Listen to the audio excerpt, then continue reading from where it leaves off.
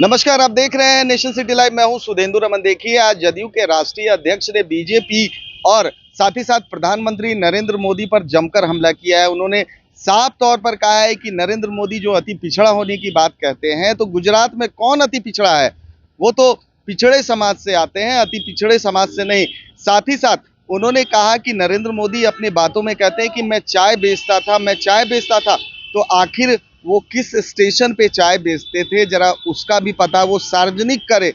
उन्होंने साफ तौर पर कहा है कि जिस तरह से जो बीजेपी है वो कनफुसकी पार्टी हो गई है और जनता के कानों में वो कनफुसकी करते रहती है। इस बार जनता जो है उनको सबक सिखाएगी। साथ ही साथ 2024 का जो चुनाव आएगा, उसमें उन्होंने कहा है कि बीजेपी को उसकी औकात दिखा दी जाएगी। पहले सुनिए कि क्या कह रहे हैं जदयू के राष्ट्रीय अध्यक्ष ललन सिंह। क्या आदरणीय प्रधानमंत्री जी, आप में अगर साहस है तो आप यह बताइए कि आप जिस समाज में पैदा हुए वह समाज पिछड़ा वर्ग कब घोषित हुआ, यह आप बताइए। तो जो पिछड़ा वर्ग घोषित ही हुआ 1999 में, तो अति पिछड़ा कहाँ से हो गया? और गुजरात में कोई अति पिछड़ा है क्या? गुजरात में कोई अति पिछड़ा वर्ग नहीं है।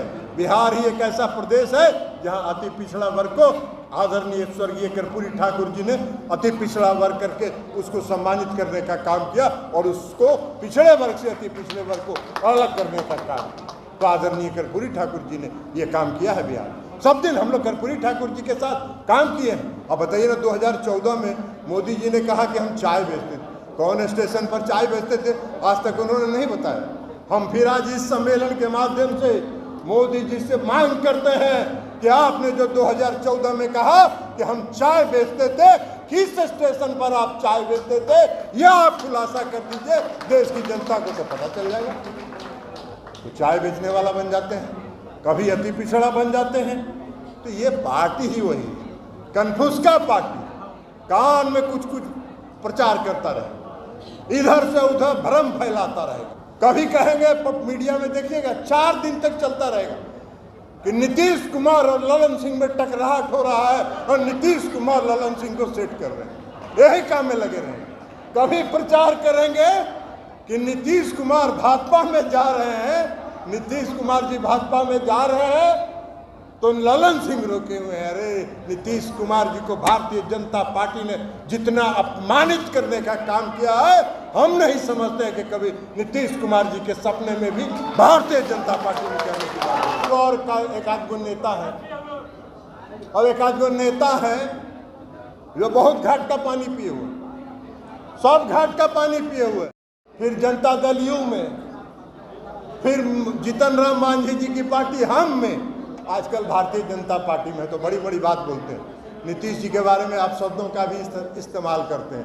अरे भाई, सूरज की तरफ अगर सर उठा के थूकोगे तो तुम्हारे ही ऊपर पड़ेगा। नीतीश कुमार जी सूरज है और जो बिहार में उन्होंने करके दिखाया है वो आपकी कल्पना से भी बाहर है। तो आपने साफ तौर पर सुना कि ललन सिंह कहते हुए नजर आ रहे हैं कि जिस तरह से जो जनता को भ्रमित करने की कोशिश की जा रही है, और प्रधानमंत्री नरेंद्र मोदी के बारे में उन्होंने कहा है कि जिस तरह से अति पिछड़ा होने की बात कहते हैं, तो बिहार में जो है दलितों को अति पिछड़ा अगर किसी ने बनाया तो वो जननायक कर्पूरी ठाकुर थे। और सबसे बड़ा जो हमला है उन्होंने नाम लिए बगैर सम्राट चौधरी पर किया है कि वो क्या बताएंगे। वो उस व्यक्ति पर थूक उछाल रहे हैं, उस व्यक्ति पर ताने कस रहे हैं जो सूर्य के समान है। फिलहाल जिस तरह से जो घटनाक्रम चल रही है बिहार में, जिस तरह से आरोप प्रत्यारोप का दौर चल रहा है बिहार में, देखना बड़ा दिलचस्प होगा कि 2024 में इसका फायदा कौन सा दल उठाता है। फिलहाल तमाम हमारी ऐसी खबरों को देखने के लिए आप बने रहिए नेशन सिटी लाइव के साथ।